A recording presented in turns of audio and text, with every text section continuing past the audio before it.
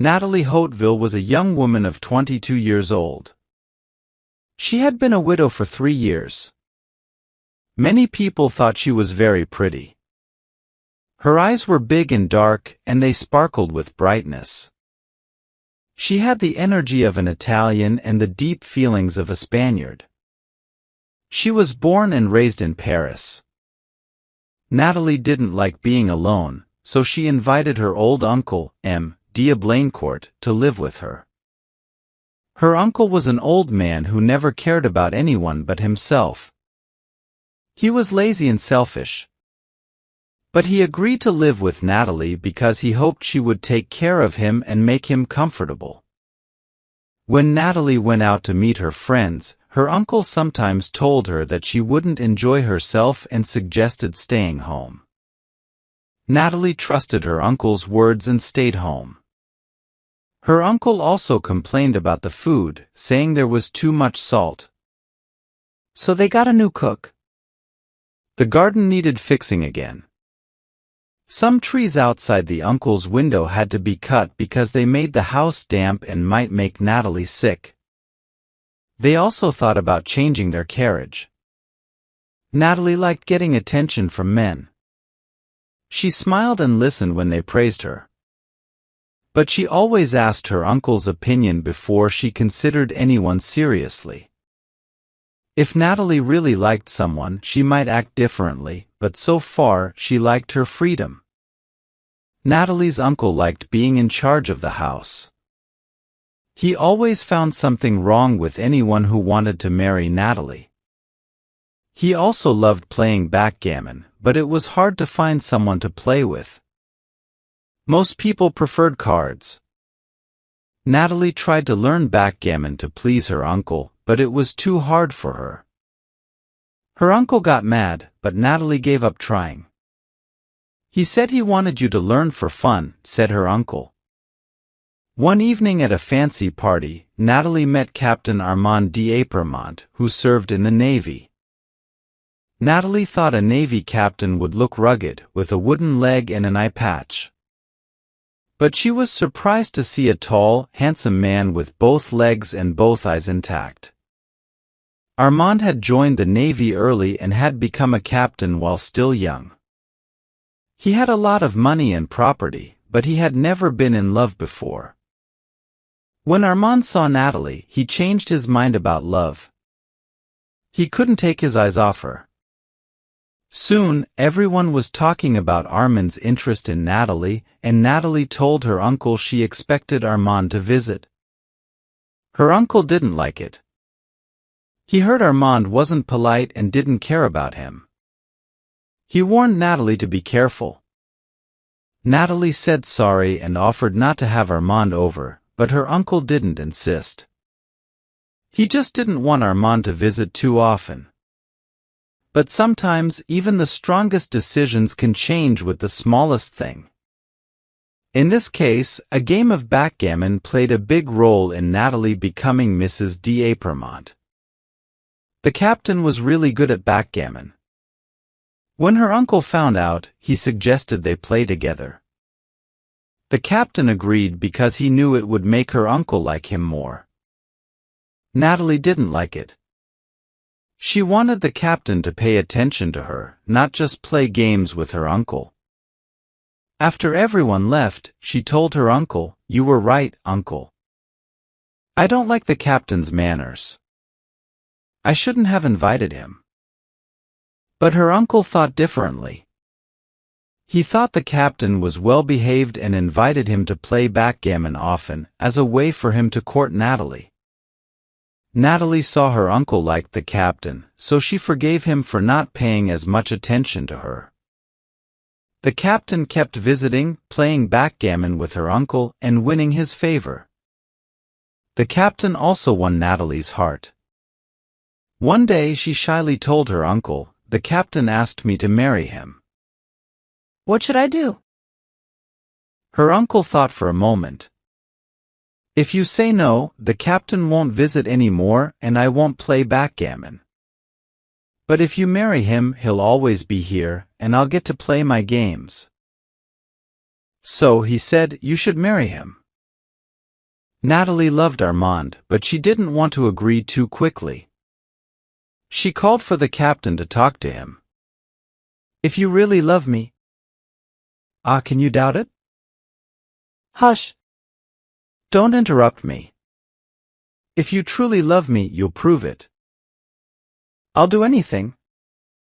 "I promise." "No, don't promise anymore. And one more thing, never smoke." "I hate the smell of tobacco, and I won't have a smoking husband." Armand sighed and agreed. Their first months of marriage went well, but sometimes Armand felt sad and worried. Over time, he became even more unhappy. "What's wrong?" Natalie asked one day when she saw him acting impatient. "Nothing really," the captain said, looking embarrassed. "Tell me," Natalie insisted, "have I done something to upset you?" The captain said he was happy with her, but soon he seemed even sadder. Natalie was very worried. She told her uncle, who said, "Yes, my dear, I've noticed too, when we play backgammon. He seems distracted and often rubs his forehead, like something's bothering him." One day, the captain's impatience and irritability came back stronger than before. He told his wife, "My dear, I need to take an evening walk. I can't stay inside after dinner. But if you mind..." "Oh no. I don't mind at all." He went out every day at the same time, but he always came back happy. Natalie felt very unhappy now. Maybe he loves someone else, she thought.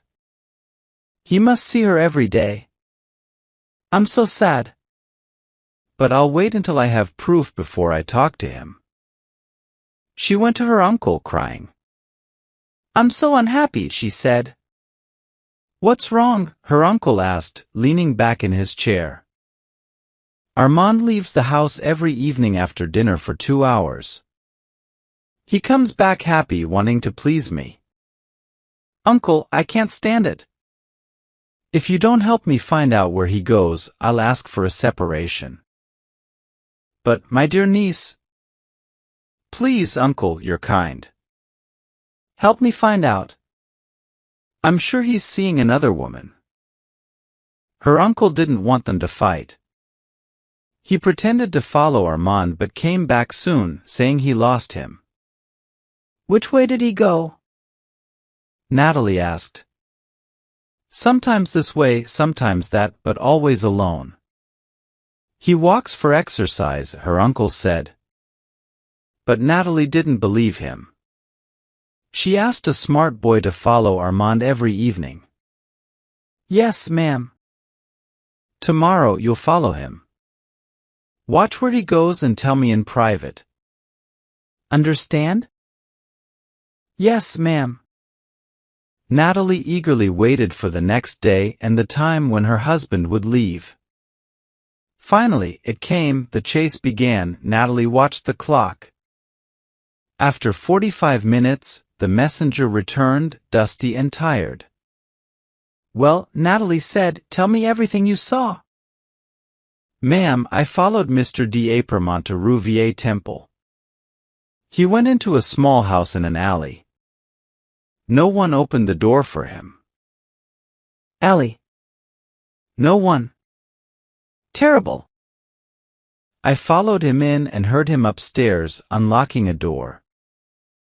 "He opened it himself?" "Sure?" "Yes, ma'am." Terrible. He has a key." "Go on." "I peeked through the keyhole and saw him moving a trunk." "A trunk?" "Then he undressed?" "Undressed himself." "Then, for a few seconds, I couldn't see him. Suddenly, he appeared again, wearing a gray shirt and a cap on his head." "A shirt? Why would he wear that? What's next?" "I left then, ma'am, and hurried to tell you, but he's still there." "Okay, go to the corner and get me a taxi. Tell the driver to go to the house you saw." While the messenger got the taxi, Natalie put on her hat and coat and went to her uncle's room. I found out. He loves someone else. He's at her house now, wearing a gray shirt.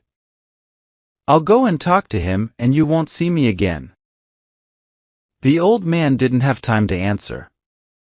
She and the messenger were already in the taxi. They finally arrived. Here's the house. Natalie got out, pale and shaking. Should I come with you, ma'am? Asked the boy. No, I'll go alone. Is it the third floor? Yes, ma'am, the left door at the top of the stairs. It seemed like the end was near. Natalie climbed the dark, narrow stairs and reached the door. Almost fainting, she cried, "Open the door, or I'll faint." The door opened and Natalie fell into her husband's arms. He was alone in the room, wearing a gray shirt and smoking a Turkish pipe. "My wife," said Armand, surprised. "Your wife, who followed you suspecting you're up to something to find out why you act so strangely." "What, Natalie, my strange behavior?" "Look, here's why." Showing his pipe. "Before we got married, you said I couldn't smoke and I promised to listen to you. For a few months I kept my promise, but it was hard for me. I felt sad and easily annoyed. I miss my pipe, my favorite thing. One day, in the countryside, I found a small house where a farmer was smoking. I asked him for a shirt and cap to wear, so I could smoke with him secretly. I didn't want you to know because the smell of smoke on my clothes would give me away. We agreed, and I went there every afternoon to smoke without you knowing. I wore the cap to keep the smell out of my hair. That's all the mystery. Please forgive me." Natalie hugged him, saying, "I should have known better.